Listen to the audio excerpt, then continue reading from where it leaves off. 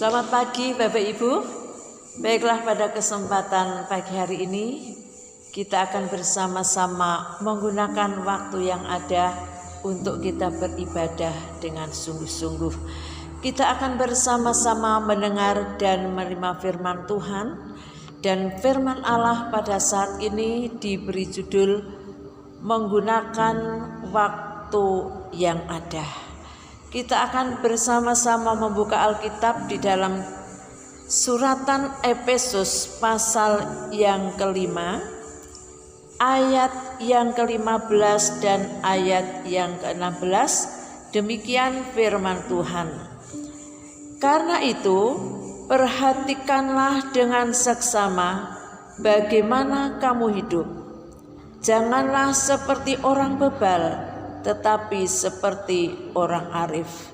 Dan pergunakanlah waktu yang ada, karena hari-hari ini adalah jahat. Sebab itu janganlah kamu bodoh, tetapi usahakanlah supaya kamu mengerti kehendak Tuhan. Bapak Ibu yang terkasih dalam Tuhan, dikatakan hidup ini harus diperhatikan dengan sungguh-sungguh. Karena apa Bapak Ibu? Ya, karena pandangan orang terhadap hidup ini satu dengan yang lain berbeda. Ada yang menganggap bahwa hidup itu adalah satu penderitaan yang harus dilalui. Ada yang berpikir hidup ini harus dinikmati dengan sepuas-puasnya.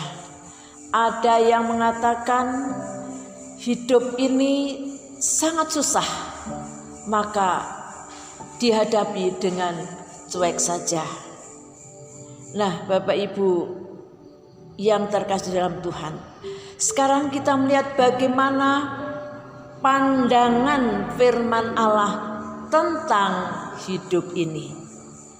Saudara sekalian, sebagaimana ayat firman Allah yang sudah kita baca bersama-sama, yaitu supaya kita memperhatikan tentang hidup ini dengan sungguh-sungguh, supaya kita menjadi orang arif.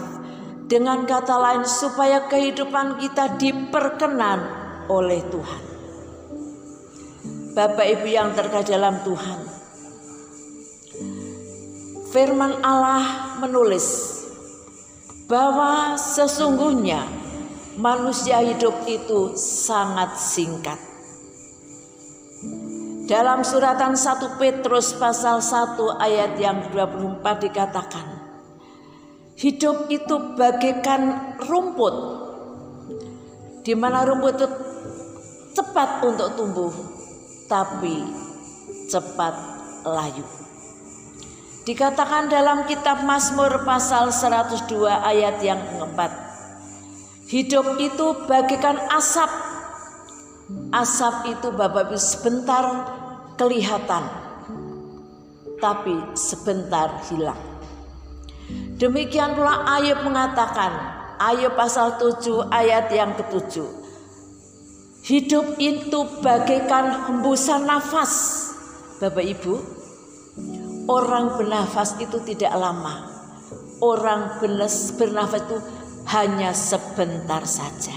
Nah, maka dari itu Bapak Ibu, hendaklah kehidupan ini diperhatikan dengan sungguh-sungguh, supaya menjadi orang yang arif, menjadi orang yang diperkenan oleh Tuhan. Arif itu saudara sekalian, ada beberapa pengertian, ya, dan ada hal yang perlu kita mengerti. Arif itu adalah orang yang mudah mengerti, orang yang mudah paham, dan orang yang bijak, saudara sekalian. Yang artinya hendaknya setiap orang punya perencanaan, punya persiapan, ya, untuk menuju hidup yang baik dan hidup yang benar. Karena apa Bapak Ibu? Ya, karena hari-hari ini adalah hari yang penuh dengan misteri.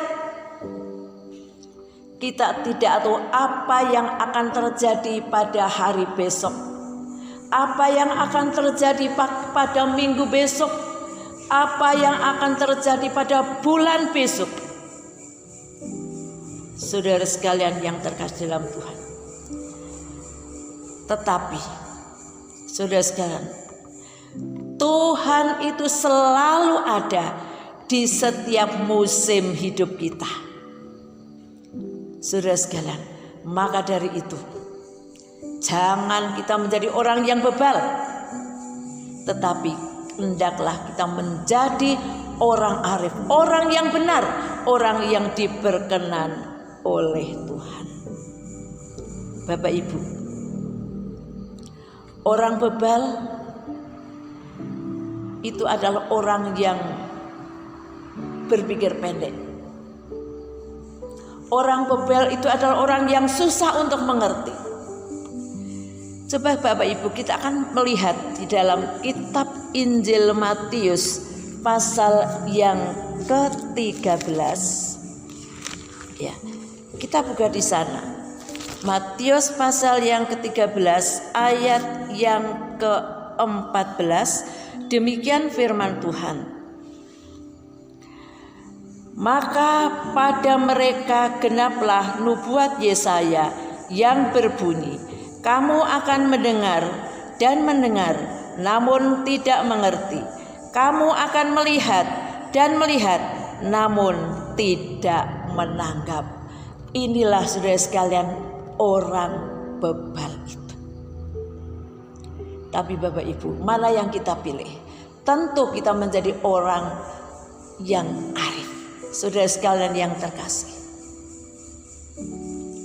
itulah pilihan yang tepat sesuai dengan firman Tuhan. Kemudian kita akan melihat selanjutnya bagaimana memperhatikan hidup itu. Saudara sekalian, hidup itu harus diperjuangkan. Kita akan bersama-sama membuka di dalam kitab Filipi pasal 1 ayat yang ke-27. Demikian firman Tuhan. Hanya hendaklah hidupmu berpadanan dengan Injil Kristus, supaya apabila aku datang aku melihat, dan apabila aku tidak datang aku mendengar, bahwa kamu teguh berdiri dalam satu roh dan sehati, sejiwa, berjuang untuk iman yang timbul dari berita Injil. Inilah Bapak Ibu dikatakan hidup itu hendaknya diperjuangkan. Saudara sekalian, sesuai dengan firman Tuhan, hendaklah kita semua tetap teguh berdiri dalam pimpinan Roh Kudus. Yang kedua, kita teguh berdiri di dalam iman. Itulah saudara sekalian yang perlu kita perjuangkan dalam menjalani kehidupan ini.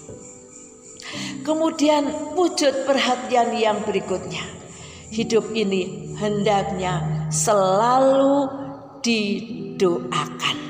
Baiklah, pada saat ini kita akan melihat pengalaman Nehemia. Kita akan membuka di dalam kitab Nehemia Perjanjian Lama pasal yang keempat ayat yang ke-9. Demikian firman Tuhan. Tetapi kami berdoa kepada Allah kami dan mengadakan penjagaan terhadap mereka siang dan malam karena sikap mereka. Inilah pengalaman Nehemia. Ketika Nehemia diperhadapkan dengan satu masalah yang sangat besar, ketika dia, saudara sekalian, bertanggung jawab membangun tembok Yerusalem, tidak sedikit orang-orang yang mengolok, yang menghina, yang mencaci maki. Bapak Ibu, bagaimana Nehemia pada waktu itu? Dia mengambil jalan yang benar, yaitu dia berdoa dan dia berpuasa. Inilah pengalaman Nehemia. Demikian juga Bapak Ibu, mari hidup saya dan panjenengan kita doakan senantiasa, sebab tidak sedikit cobaan, tantangan yang ada. Oleh sebab itu mari Bapak Ibu, kita doakan keluarga kita, doakan pekerjaan kita, doakan dimanapun kita berada. Bapak Ibu yang terkasih dalam Tuhan, saya katakan jangan anggap enteng tentang doa. Mari Bapak Ibu, hidup ini selalu didoakan. Puji Tuhan. Itulah wujud perhatian kita dalam menjalani kehidupan ini. Kemudian yang kedua, dalam suratan Efesus tadi dikatakan, gunakan waktu yang ada. Bapak Ibu, ya. Gunakan waktu yang ada sebaik mungkin, supaya waktu yang Tuhan beri ini bisa memberikan satu manfaat yang terbaik, supaya kita tidak gampang terjerat dengan hal-hal yang tidak berguna. Karena apa dikatakan bahwa hari-hari ini adalah hari yang jahat. Maka dari itu Bapak Ibu, gunakan waktu yang ada supaya kita masing-masing menjaga diri pribadi masing-masing, menjaga keluarga kita masing-masing, menjaga pekerjaan kita masing-masing. Saudara sekalian, ya, kita akan menjaga seluruh aspek kehidupan. Karena apa Bapak Ibu? Kita melihat dalam suratan Yakobus, coba kita akan baca, ada satu organ tubuh yang kecil, tapi itu bisa mendatangkan satu kejahatan. Kita akan bersama-sama buka Yakobus, ya, pasal yang ketiga, ayat yang ke-6. Saya akan bacakan firman Tuhan ini. Lidah pun adalah api. Ia merupakan suatu dunia kejahatan dan mengambil tempat di antara anggota-anggota tubuh kita sebagai suatu yang dapat menodai seluruh tubuh dan menyalakan roda kehidupan kita, sedang ia sendiri dinyalakan oleh api neraka. Inilah Bapak Ibu yang terkasih dalam Tuhan, ternyata lidah itu termasuk organ tubuh yang bisa masuk dalam dunia kejahatan. Oleh sebab itu Bapak Ibu, mari kita akan bersama-sama menjaga diri kita masing-masing. Kemudian yang berikutnya, dalam suratan Efesus tadi dikatakan, jangan kamu bodoh, tapi hendaklah kamu mengerti akan kehendak Tuhan. Bapak Ibu yang terkasih dalam Tuhan, ya. Saudara sekalian, bodoh, kita ingat kembali tentang peristiwa atau perumpamaan yang dikatakan oleh Tuhan Yesus tentang 10 gadis, ya. 10 gadis itu yang 5 bijaksana, yang 5 bodoh. Itu tercatat dalam kitab Injil Matius pasal yang ke-25 ayat 1 sampai ayat yang ke-13. Saudara sekalian, gadis yang bodoh itu dia tidak mempersiapkan minyak. Tetapi gadis yang bijaksana dia mempersiapkan minyak. Karena gadis yang bijaksana dia punya perhitungan. Nanti kalau lampu ini mati, tentu membutuhkan minyak. Tetapi gadis yang bodoh dia tidak berpikir jauh itu. Maka ketika mempelai itu datang, saudara sekalian, gadis yang bodoh, lampu sudah mau mati. Tapi gadis yang bijaksana, dia tetap memiliki minyak sehingga lampu itu tetap menyala sampai ketika mempelai itu datang. dia bisa masuk ke dalam satu pesta sehingga dia bisa bertemu dengan mempelai, yaitu Tuhan Yesus Kristus. Marilah Bapak Ibu, jangan kita menjadi orang yang bodoh, tapi Tuhan akan menuntun membawa saya dan saudara supaya kita bisa mengerti tentang kehendak Tuhan. Bagaimana supaya kita mengerti kehendak Tuhan? Dalam Matius 25 ayat yang ke-13 dikatakan, karena itu berjaga-jagalah sebab kamu tidak tahu akan hari maupun saatnya. Saudara sekalian, tentang kedatangan Tuhan, kita tidak tahu kapan waktu dan saatnya. Tidak ada satu orang pun yang bisa mengerti. Maka Tuhan berikan solusi supaya kita berjaga-jaga senantiasa. Saudara sekalian yang terkasih dalam Tuhan, maka di dalam suratan Efesus, Bapak Ibu, kita akan kembali melihat di sana, membaca di mana dalam suratan Efesus pasal yang kelima ayat yang ke-14 dikatakan demikian. Itulah sebabnya dikatakan, bangunlah hai kamu yang tidur, dan bangkitlah dari antara orang mati, dan Kristus akan bercahaya atas kamu. Bapak Ibu, inilah firman, satu pencerahan buat saya dan saudara. Mari kita akan bangun, bangkit semangat, tetap berjaga-jaga di setiap saat, di setiap waktu. Karena kita tidak tahu kapan Tuhan itu akan datang kedua kali. Itulah sebenarnya Bapak Ibu, mari kita sekalian akan terus maju untuk supaya kita bisa mengerti kehendak Tuhan yang sebenarnya. Saudara sekalian, untuk mengerti kehendak Tuhan, mengerti kehendak Tuhan adalah satu proses yang terus-menerus dan tidak boleh kita berhenti di tengah jalan. Mari Bapak Ibu, pada kesempatan pagi hari ini kita sudah mendengarkan firman Tuhan, supaya kita semuanya akan selalu memperhatikan tentang kehidupan ini. Puji Tuhan. Mari Bapak Ibu, pada kesempatan pagi hari ini, setelah kita bersama-sama menerima firman Allah, kita akan bersama-sama datang kepada Tuhan, menyerahkan kehidupan ini ke dalam tangan Tuhan. Selain daripada itu, sebentar kita akan bersama-sama menerima tubuh dan darah Kristus. Kita akan mempersiapkan seluruh kehidupan kita untuk kita terima tubuh dan darah Kristus. Puji Tuhan. Mari Bapak Ibu, saya ajak Bapak Ibu semua, kita akan tunduk diri dan kita akan masuk di dalam doa. Haleluya.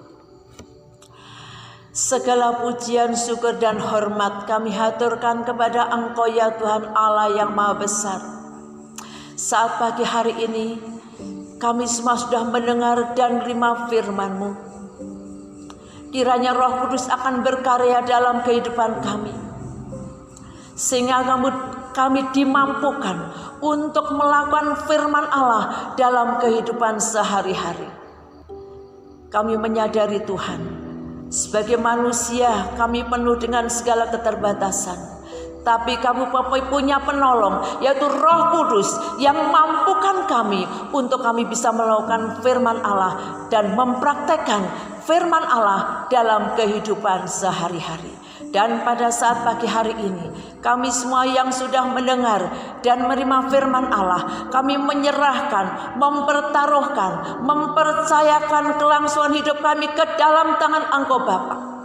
Kami tahu Tuhan bahwa Engkau adalah Allah yang tetap setia, yang memiliki kehidupan kami. Engkau tidak pernah meninggalkan, membiarkan kami, melainkan Tuhan akan selalu ada. Oh Tuhan, buat kehidupan kami.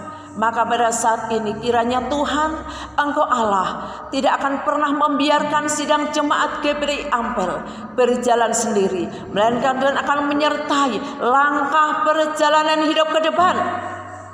kami percayakan kepada Engkau Tuhan.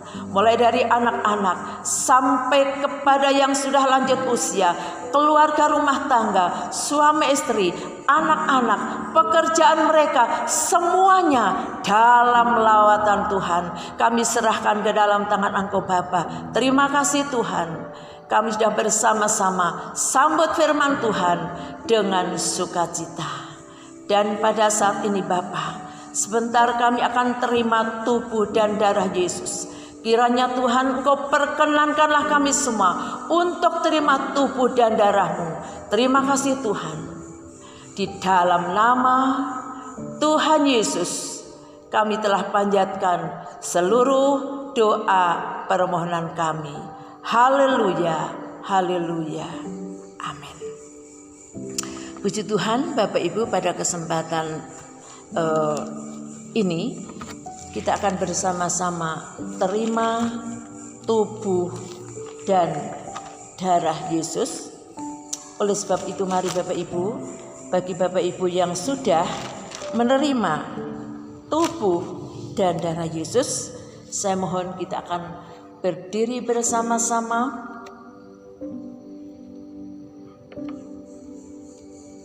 Kita akan mengangkat tubuh Kristus di tangan kanan kita.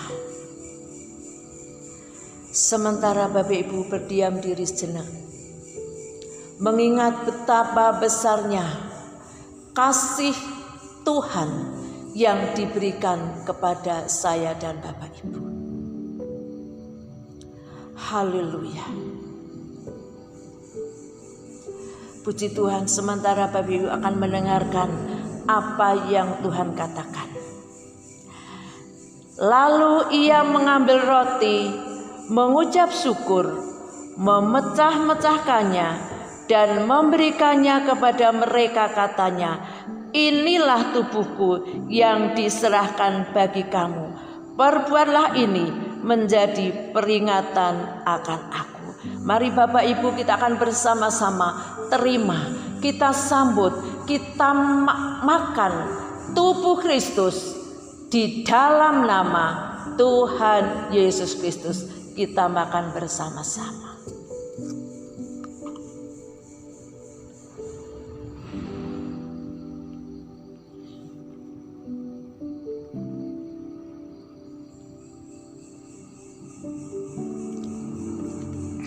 Haleluya.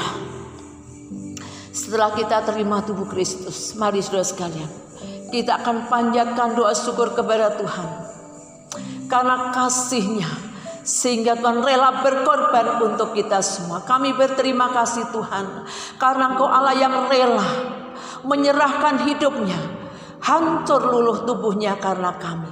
Kami berterima kasih, kami sudah sambut tubuh Kristus dengan mengucap syukur di dalam nama Tuhan Yesus Kristus. Haleluya.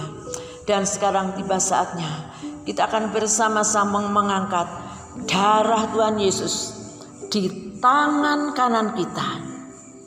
Bapak Ibu, sementara Bapak Ibu akan mendengarkan apa kata Tuhan.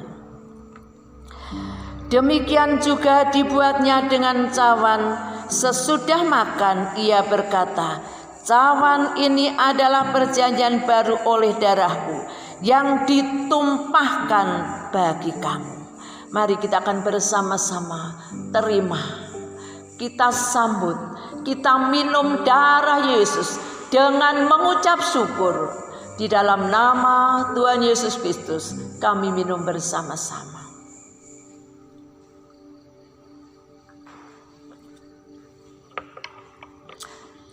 Haleluya. Baiklah Bapak Ibu, Bapak akan mengangkat tangan saudara dan kita ucapkan terima kasih kepada Tuhan dalam doa. Bapa Allah yang maha besar, Allah yang mengasihi kami, bahwa kasih-Mu adalah kasih yang tidak pernah berhenti. Kami bersyukur karena pagi hari ini kami dapat menerima tubuh dan darah Kristus. Kami sudah terima dengan sukacita dan mengucap syukur, kami sudah terima tubuh dan darah-Mu. Haleluya, haleluya, amin. Bapak Ibu, pada kesempatan ini Saya mohon Bapak Ibu akan membuka hati dan mengangkat kedua tangan Bapak Ibu, dan saat ini Bapak Ibu akan terima berkat Tuhan. Haleluya.